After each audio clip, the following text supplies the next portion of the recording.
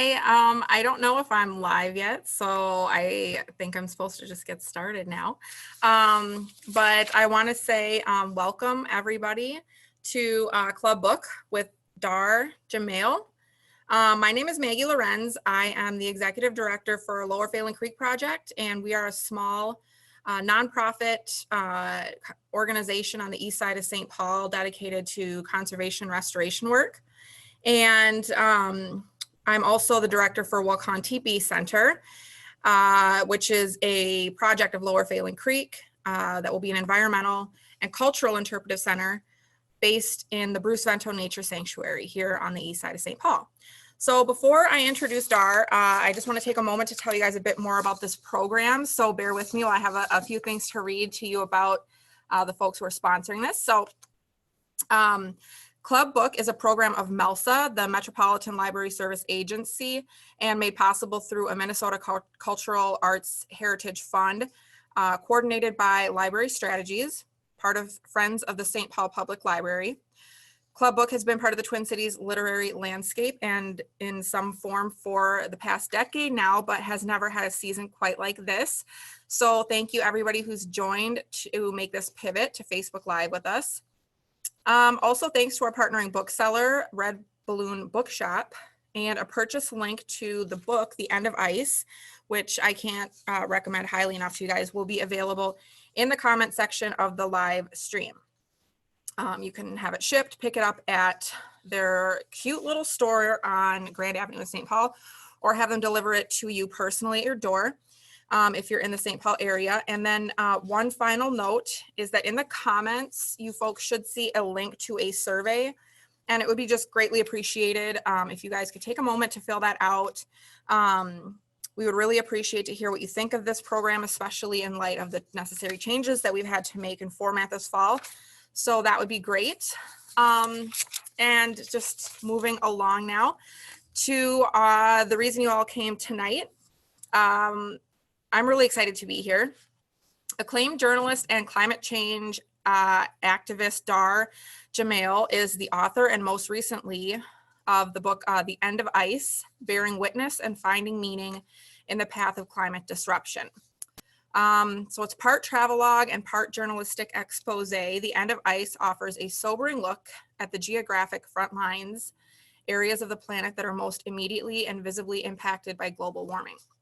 Frontline reporting is Dahr's forte, and he's cut his teeth as a wartime correspondent in Iraq as one of only a handful of so-called unembedded reporters to travel without military escort and report out for Western audiences after the 2003 invasion by American-led forces.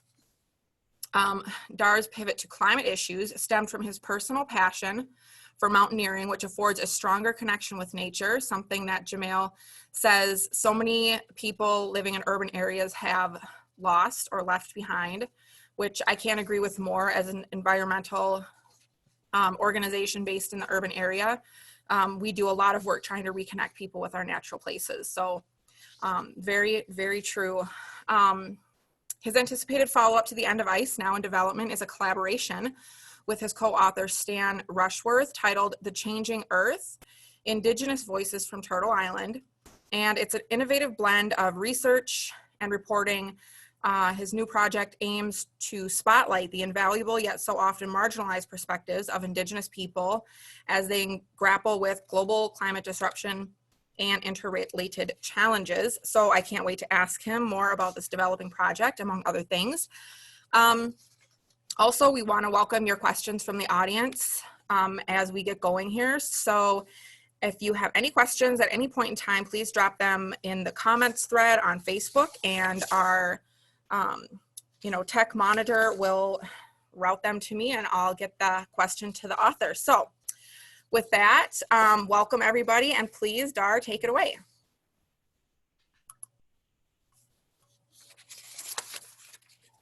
Thanks very much, Maggie, for that generous introduction. And I want to also start by thanking David Katz and the St. Paul Public Library and Friends of the Library for inviting me to be part of your program. And then also, of course, for gracefully rolling with these dramatic changes that we've all had to roll with thanks to the global pandemic.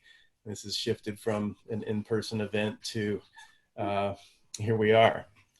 So thanks everybody for who was involved in pulling this together. My talks around the device have shifted rather dramatically from when the book came out in my original book tour to kind of where I am now. I used to give a whole lot of information about the really, at this point, horrific climate crisis that we're in. And I am going to give a little bit of that for context, but then move on further along into that, and I'll take you there with me. First of all, I just want to, for context of what I will spend the bulk of this time talking about is I think we do need to have a good overview of where we stand today as far as how far along we are, and specifically about the increasing acceleration of the climate crisis.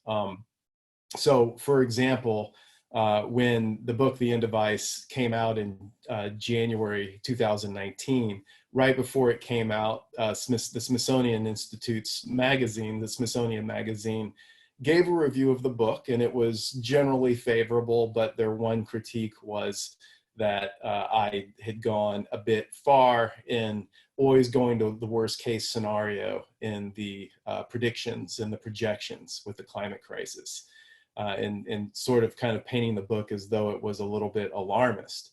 But then in December of 2019, so a little bit less than a year after that review, the Smithsonian magazine rated the book as one of their top 10 science books for that year. My point is that obviously I didn't change something in the book after it had been published, but my point is that things are accelerating so rapidly that all of a sudden, a lot of these worst case projections started to become accepted as fact across the board for the most part. Some examples of that, even bringing it up to very, very recent data. There was a report less than 2 weeks ago, a study that showed the Western Antarctic ice sheet, even if the Paris Climate Accords were met, which of course anyone studying the science as well as the soft politics around the Paris Climate Accord knows, there's no way that at this point we're going to hold planetary warming to 1.5 C or let alone 2 C. And the study showed that even if we did adhere to that and did manage miraculously to pull that out, that there's enough warming already baked into the system that the Western Antarctic ice sheet will collapse. And that alone will add 8 feet of sea level rise globally. Another example, also this summer, one of the leading scientists studying the Greenland ice sheet said that irreversible melting is already in play. Greenland's days are numbered as far as how much of that ice sheet will remain. The question is not if, it's when. And it didn't, of course, the person didn't talk about how that all of Greenland would melt, but even if it's half of it, if all of Greenland melted, that's 20 feet of global sea level rise. So you can think about the implications of a leading scientist there talking about, look, it's already, there's irreversible melting baked in, and Greenland is in big trouble. Similarly, we can talk about permafrost in the Arctic, which holds vast stores of CO2 and organic material and methane. And that is accelerating the warming of which, and the thawing that is, to a point where one of the leading scientists that I interviewed for my book, Vladimir Romanovsky, had talked about warming that was already happening meters down into the permafrost of 1 to 3 C warming happening even 10 and even more meters below the surface.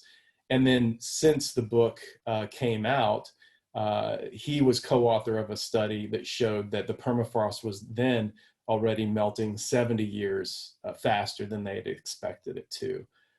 So already there are these chains set in motion that so many feedback loops are so far advanced that it's gives us an idea of how rapidly this acceleration is progressing.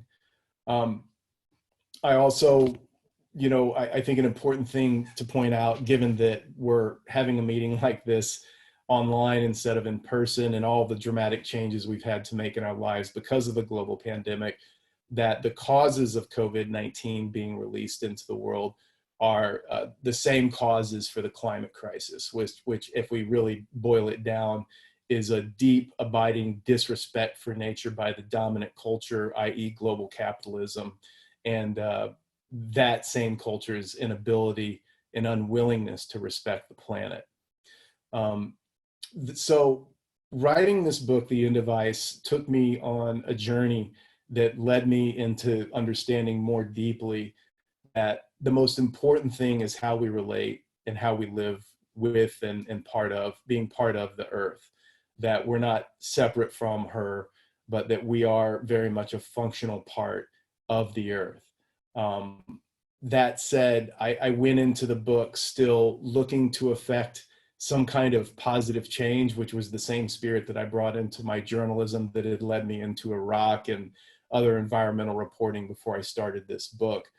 So it was that spirit of wanting to affect positive change, the idea that if people had better information and better choices, and ensuing better behavior would result.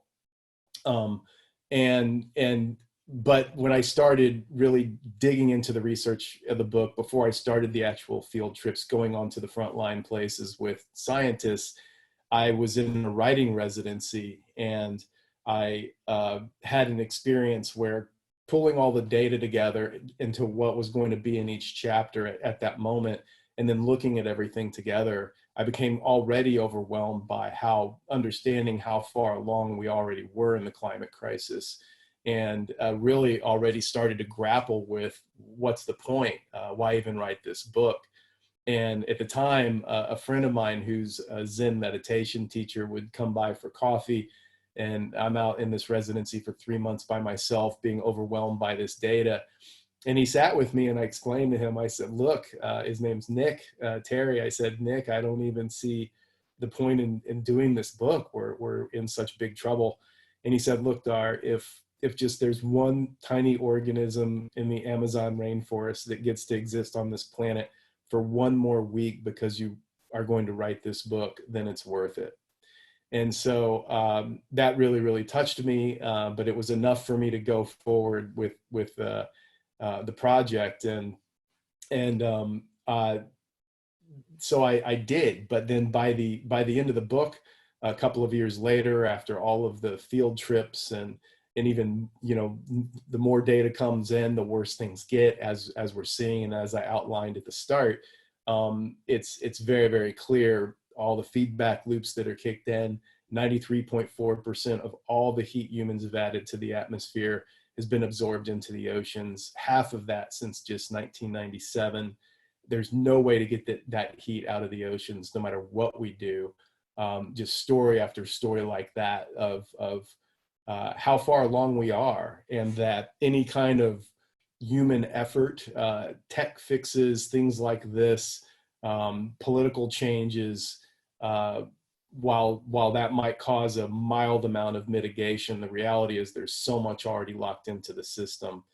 I came across one situation up in Utqiagvik, Alaska, which is the northernmost village in North America, and it's on the permafrost, and it's right on the shore of the Arctic Ocean. And the village, already the permafrost is thawing, so light poles are starting to tilt over. They're having to kind of re-brace up buildings that are slumping as everything thaws out from underneath them.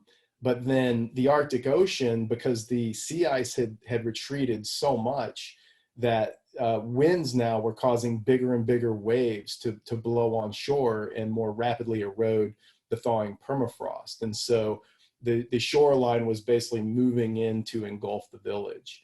And as that was progressing, what they were doing to buy themselves time was, when I was there doing my reportage for the book, there was a big front loader that was out there working every day, maintaining a big 20-foot high earthen berm between the village right on the shore of the Arctic Ocean to try to slow it down and prepare it for the next time a storm hit. And, it was really, building an earthen berm to try to stop the onslaught of an ocean from rising seas coupled with bigger storms, coupled with thawing permafrost, was this really a rather feeble attempt by humans to kind of slow down what was already happening to the planet. And I feel like that was a really great analogy of if we expand that out to include the macro of Earth, there's no stopping what's already well underway. So I've had to come to terms with all of that and find basically new reasons for getting out of the bed in the morning, and more succinctly, really have had to live into the subtitle of the book, which is Finding Meaning in the Path of Climate Disruption. In that sense, the book itself has lived me into a new way of being, of being forced to find a deeper acceptance out of necessity for what is happening on Earth right now. And so if there isn't a fix to all of this, then what is there left to do? And so I just want to share a few things that I've learned since the book came out that I use on a near daily basis now to basically just how to be and what to do, given the gravity of all of these crises, not just the climate crisis, but the political crisis, the economic crisis, the global pandemic, the deep systemic crises that are raging across the United States right now. There's so many crises. And so all of us are feeling absolutely overwhelmed, not just by the climate crisis, but speaking more specifically to the climate crisis, what I found is that a daily connection to the Earth for me is a bi-directional connection, not just let me go try to find some peace with the Earth, but to go out there and really listen and be with the Earth on a daily basis is mandatory for me. If I skip that even for a day, depression and a lot of other negative emotions will quickly arise. And that's been a very important thing for me. And I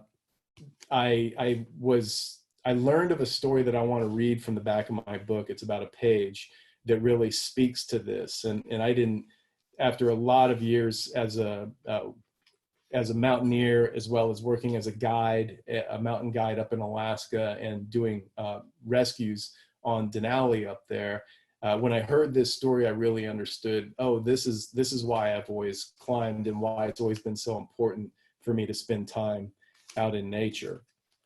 And so it's an old story told by storyteller Dr. Daryl Wilson, who was of what's known as the Pitt River Nation of northeastern California. Daryl Wilson tells of Mis Misa, a small but powerful spirit that inhabits Acclaimed, a mountain that the white man calls Mount Shasta, located at the southern end of the Cascade Range in north central California. Mis Misa is a spirit force that balances the earth with the universe and the universe with the earth. Wilson says that Acclaimed is, quote, the most necessary of all of the mountains upon earth, for Mis Misa keeps the earth the proper distance from the sun and keeps everything in its proper place when wonder and power stir the universe with a giant yet invisible canoe paddle. Mis Misa keeps the earth from wandering away from the rest of the universe. It maintains the proper seasons and the proper atmosphere for life to flourish as earth changes seasons on its journey around the sun, end quote. The mountain, the story tells us, must be worshipped because Mis Misa dwells deep within it. To climb the mountain with a pure heart and with real resolve, and to communicate with, quote, all of the light and all of the darkness of the universe is to place your spirit in a direct line from the songs of Mis Misa to the heart of the universe. While in this posture, the spirit of man/woman is in perfect balance and harmony, end quote. As for long as Mis Misa's instructions are followed with sincerity, society will be sustained. Its inhabitants will survive for the long term. Quote, the most important of all the lessons, it is said, is to be so quiet in your being that you constantly hear the soft singing of Mis Misa, end quote. However, the story also warns that by not listening to Mis Misa, the song will fade. Mis Misa will depart, quote, and the earth and all of the societies upon earth will be out of balance, and the life therein vulnerable to extinction.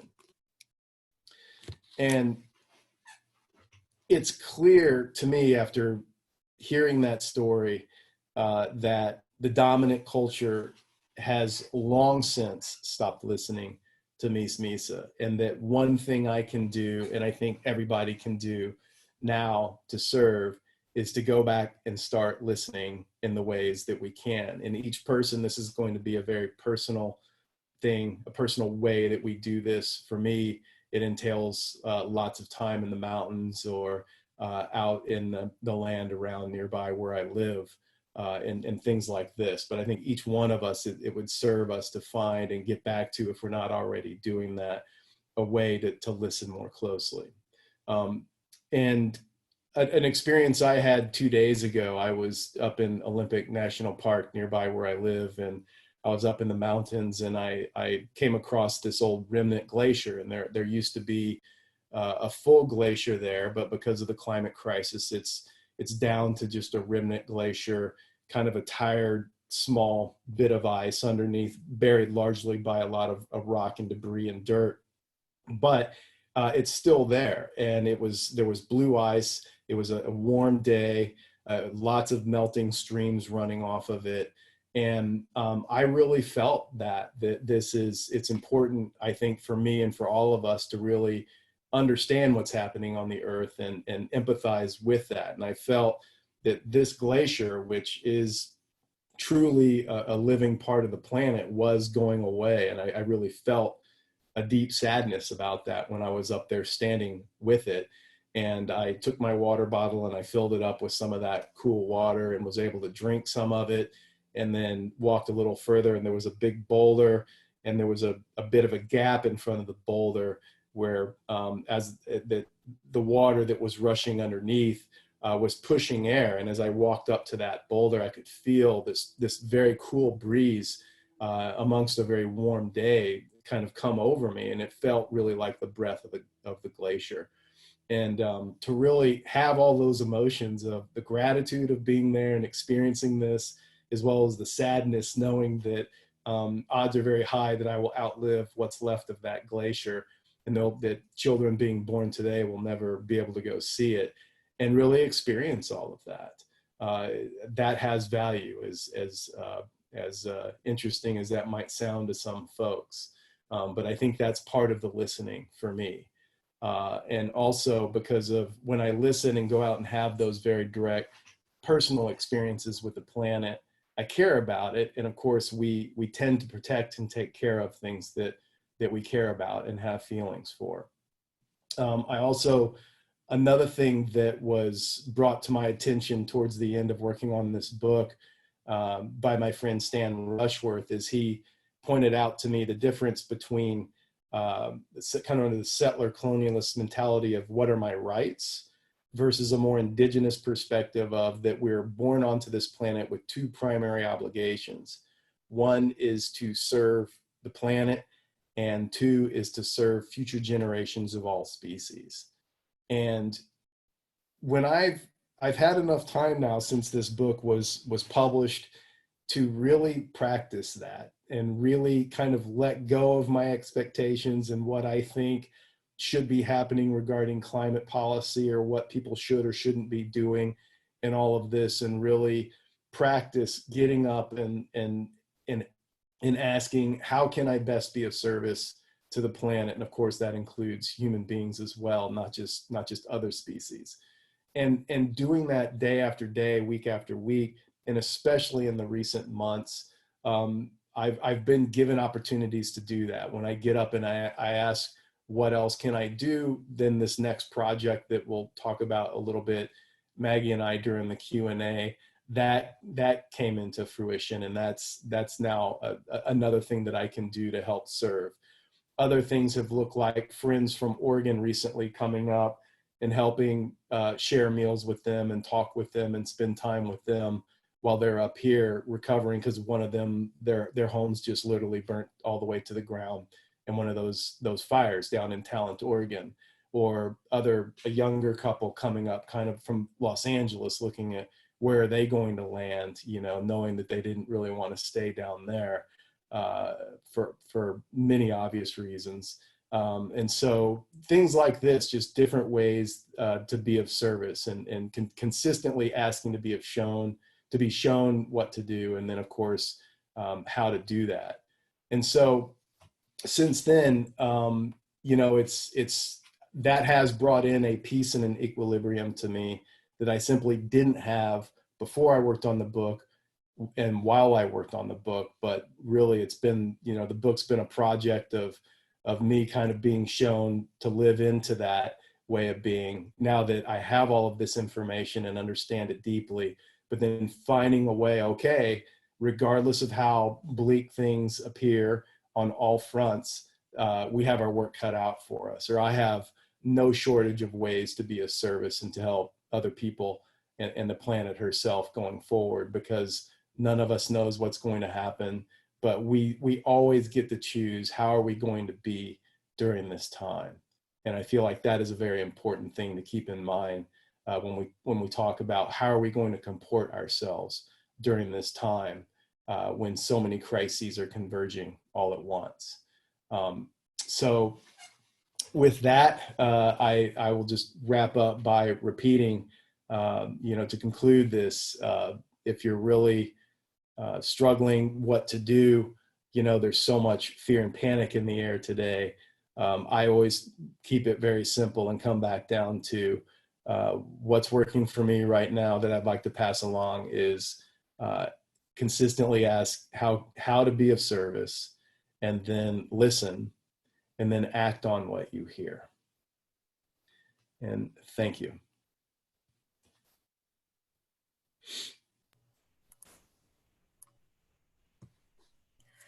That was great. Oh, wow. Thanks, Dahr, for that wonderful talk and discussion about your book. I just finished reading it today. You and I talked last week as we kind of had like a little pre-meeting about doing this presentation tonight. And I wasn't quite finished at that time, but you mentioned to me that you were interested in how I might like the conclusion or respond to the ending of the book. And I was wondering how you were going to wrap it up, because during the whole reading of the book, I was so just overwhelmed with sadness. And you talked a lot about this tonight in your talk, but just about, working in doing this type of work, being just so deep into the research of climate disruption. And it can feel really hopeless. And you even mentioned in your conclusion that you went through like a phase of deep depression while you were writing the book. And I know you talked about some things in the book and here tonight, but I don't know if there's anything that you want to expand on at all about, how sometimes you were able to pull yourself out of those places and keep moving forward. I know thinking about how you can best be in service, but it can just be really hard sometimes when you're just have accepted the fact of where we are now with our climate. Sure, Maggie, thanks. I do spend a significant amount of time in the concluding chapter of the book getting into talking about grief and talking about hope versus, being hopeful versus hopeless and all of this. And, I personally, I went from being one of these people that was absolutely for sure human race is going extinct and there's no question about it, to being put in my place essentially by an elder who challenged me on this. He said, look, you're that kind of arrogance, with that kind of hubris of you as one human being saying for sure you can tell exactly what's going to happen on the earth to the human species. That's the same kind of arrogance that caused this crisis. And I sat with that, and I knew that he was right. And even though I still have in the book that it does appear as though humans are going to drive ourselves extinct, I have to have enough humility to say, but we don't know for sure. And I mean, to unpack that a little bit, I was sitting in Camp 41 in the Amazon, the famous study camp founded by Dr. Thomas Lovejoy. I have a whole chapter on this in my book, the esteemed biologist, biodiversity expert. And, he's been studying the Amazon longer than I've been alive. And we're sitting there and looking out at this amazing place. And I said, Dr. Lovejoy, we must know so much about the Amazon. And he says, we've barely scratched the surface. We don't know hardly anything. And it's that kind of humility that I'm talking about, where the more you learn about the earth and how complex she is and all the interrelatedness and everything, the more we understand, we only know this much. And that's not, I don't share that to give a sense of false hope, but that there's an amount of humility required, I think, that, look, especially from an indigenous perspective, that the human species has already been through so many different collapses. Empires have come and gone, the genocide of Native Americans in this country, and indigenous people are still here, and their culture is still here, and they're still walking forward. And so again, kind of the hubris of a settler colonial culture to come in and act like, oh, now the sky is falling. I mean, for example, this might sound a bit funny or maybe a little gallows humor, but I've taken comfort from it. So Stan Rushworth of Cherokee Heritage, who is the co-author of the next project that I'm working on that you mentioned during the introduction, I would call him, after reading the news and getting very worked up about the latest egregious thing that President Trump had done, and he'd just say, welcome to Indian country. And so I think there's a great leveling happening, and that's an important thing for a lot of us to remember too. But there's a lot more. I mean, I don't want to spend too much time on the one question. I know there's others, but I hope that touches on at least a little bit of it. Yeah, I think it does. And that's really interesting that you say that you're co-author of your next book, that reaction, because that's very true. I've had conversations in my community and groups of friends about, I have a friend who who's a therapist and has talked about the differences between how different communities are coping with COVID and the climate crisis and everything that's going on, what's happening in the White House right now, and how I guess the people have been through so much that their native Hawaiians are really taking it, a lot better, just because maybe we're used to it. Used to this kind of levels of everything is just so hard and intense and uncertain, I guess. But I also wanted to mention that in our meeting last week, you and I found some commonalities in our upbringing, and we were both raised by conservative parents, which I think is very interesting to see where you're at now, how you got onto this path that you're on right now. So I'm just curious, in your adult life, young adult life, if there was any moment or person in your life that kind of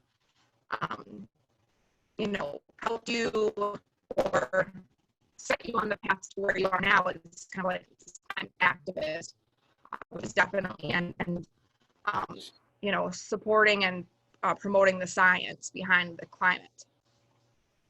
Well, I first of all, my parents took us into nature a lot as kids. I grew up down in Houston, and so that meant sometimes going down to the coast on Galveston and spending time down on the beach there, and then other times going into the hill country of Central Texas, and then a little bit later getting to go see the Rocky Mountains in Colorado. So it was pretty typical for us to be taken out as children into for us, what was experienced is kind of the wilds, even though now from my perspective, it wasn't really. But point is that my parents did a great job of exposing us to nature a regular basis, even though we were growing up in a city. And I owe a debt of gratitude to them for that. And that really, because of that introduction, when I first saw mountains in, like I said, the Rockies in Colorado, it was love at first sight. And I have since that time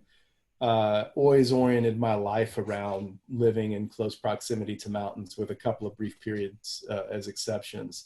And it was really in always doing that and spending increasing amounts of time in the mountains. Again, it comes back to my own personal experience of that Misa story, that I was going into the mountains to listen before I knew that's what I was even doing. And I didn't really understand, excuse me, what that was all about fully until Stan shared that story with me, as was told to him by his elder, Daryl Wilson. And so it was really that, always going into the mountains and listening, which is what, it's where I heard the message to go to Iraq. And I don't mean like hearing words, but I mean, I just really felt in my heart, you need to go there. And I went. And then every big decision that's happened to me in my life has come from really time up in the mountains listening, even when I'm not consciously, okay, I'm going to sit here and listen. But when I'm up there, that stuff happens. And I feel like that's probably a very, very, excuse me, more common experience for Indigenous people. But for someone not raised in that culture, that's what I've had taught to me through people like my friend Stan.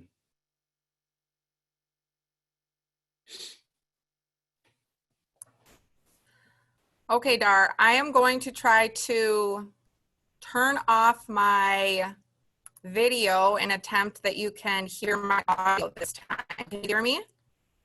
I can. Okay, great. I guess I was breaking up the last time I was trying to ask a question. Okay, so last week we talked about the film that was coming out from Patagonia with the executive producer Rob Redford, called Public Trust. And I'm not sure if you had a chance to watch it, but I had a chance to watch that over the weekend. But there was this scene in the film that was about a battle between Utah politicians and Native American nations. And there was a quote from a politician who said, I would drill in a cemetery if there was oil there. And I remember when I was talking to you about the trailer for the film, you mentioned, that kind of psychology. Like, what is the psychology behind that? Destroying the one thing that's keeping you alive. I don't know if you want to talk about that, but I just found that just so fascinating. Yeah, thanks, Maggie. You were breaking up a little bit there towards the end, but I definitely got the gist of your question. And, what is the psychology of behind a politician saying something like, I would drill for oil in a cemetery? And, I especially in the flow of working on this book and watching what was happening to the planet and how fast things were unraveling, I would just be flabbergasted to see even say Republican congresspeople and senators who have kids and grandkids. How can they knowingly be passing legislation that's going to decimate the planet, the water, the air, the food, everything that we rely on for our very lives? How can they do that even with their own kids and grandkids, knowing what's at stake? And I understand greed, I understand sociopathy and all of this, but that didn't quite go far enough until I read Jack Forbes's book, Columbus and Other Cannibals. Jack Forbes he's no longer with us, but he was a Native American scholar from UC Davis. And it's an integral book because it talks about Wetiko disease. Wetiko is a word for cannibalism. And it's a psychological condition that Forbes describes in the book, where if you have Wetiko disease, then you think it's okay to take another person's resources or life for your own benefit. And then, so when I apply that to the dominant culture, i.e. global capitalism in this case, these people are sick. They have Wetiko disease, because they think it's okay to just take and take and take of everything, and that's somehow going to be okay.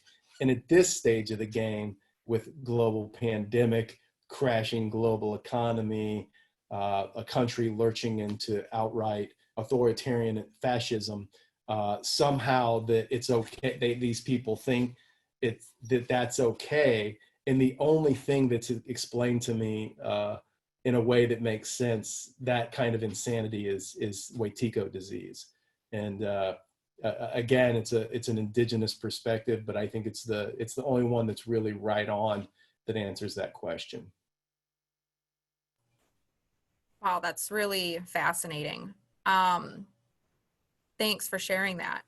I'm going to ask a couple questions that were submitted by readers. These were submitted not in our Facebook live session now, but earlier on. And I just want to remind folks who are tuning in, they can go ahead and drop questions if you have any questions in the chat. And we'll try to get those to answer. But this question was submitted previously, and a reader is asking, has your research led you to any conclusions about how affluence and other privileges impact how one is directly impacted by climate change?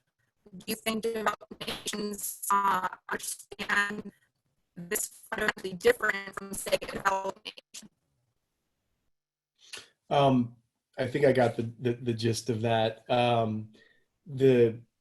Absolutely, there's no question that affluent countries are responsible for the bulk of CO2 emissions and methane emissions across the planet. In fact, The Guardian, I cite one article that they published in my book where they talk about how there's 100 companies that are responsible for 75%, I believe it's 75% of all CO2 emissions on the planet. 100 companies.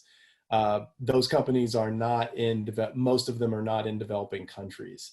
And then, of course, the carbon footprint, for example, of someone living in America, the United States, that is it dwarfs those living in developing countries, where those consequently are the people usually taking it on the chin the hardest from climate impacts and extreme weather events, yet had the least to do with causing the problem in the first place. So there's a dramatic difference in how affluent countries are really in the bulk of it causing the crisis, and in some instances feeling it less. Although now, I mean, I can talk to you here. I'm in Washington State.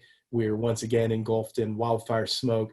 And then, of course, there's wildfires across this state and Oregon and California. So increasingly, people in affluent countries like the United States are feeling the effects more directly, like, say, someone living on the delta of Bangladesh, or someone living on the edge of the Arctic Ocean up in Utqiagvik, Alaska.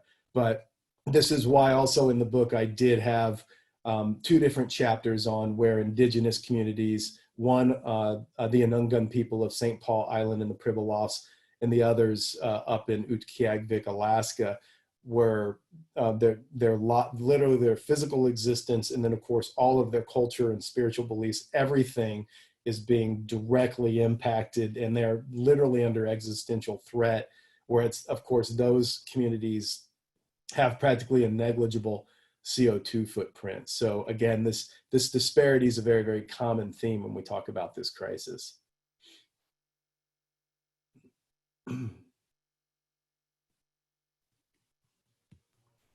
So Dahr, I copy and pasted the question into the chat. So maybe you could read that for folks. Sorry. Yeah, no, that's a good way to roll with it. These days we have to be flexible about everything, right? So yeah, the next question, reading it from the chat from you, Maggie, tell us about the publication journey behind The End of Ice. Did you as a journalist always imagine this as a full-length book, or did the project morph into this final form over time? Did you have trouble getting a publisher to run with it? Yeah, so it's an interesting story of the book. I actually was under contract with the New Press to do another book about Iraq. I'd already written 2 books and then co-authored a third about the war, the invasion and occupation of Iraq. Had a contract set up, but then again, it was an example of something inside just knew this book was brewing. I'd lived 10 years up in Alaska and had always watched the really dramatic changes in the climate up there, watching glaciers recede, things changing on even an annual basis up there. So the seed was always back in, planted to do a book like this. And as it got closer to really starting work on this Iraq book, I knew, no, this is actually the book I really want to do. And so thankfully the new press was gracious enough and just, okay, we'll swap that book out with this one. And so that's how it ended up coming into being. But I did essentially want to do it as a book like my Iraq book, my first one, where I wanted to go to the front lines where some of these dramatic changes are happening and go with leading scientists and really try to bring the reader a very visceral, personal, emotional perspective on it, especially because a lot of these places, and especially now with the virus, most people will never be able to go.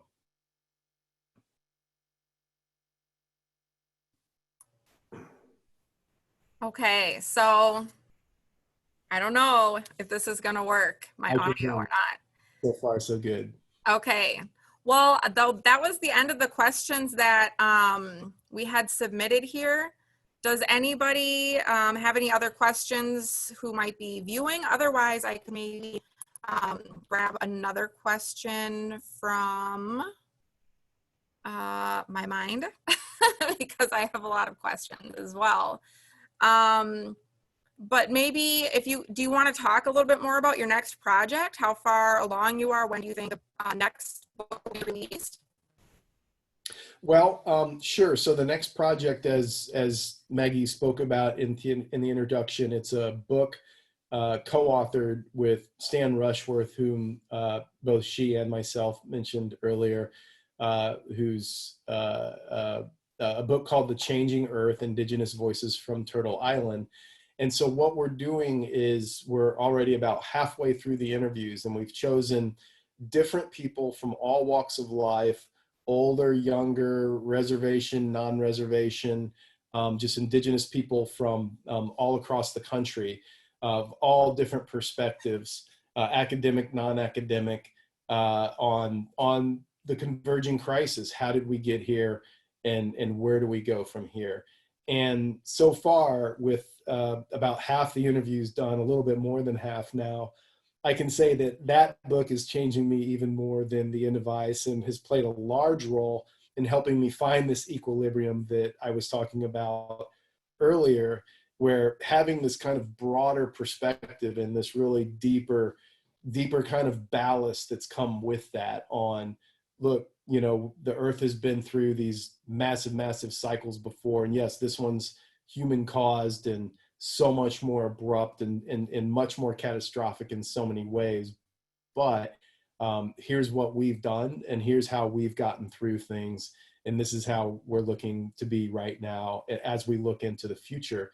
And it's been a very profound experience so far getting to work on this book. And it's really kind of helped me find a center point each day as things around us keep spiraling further out of control.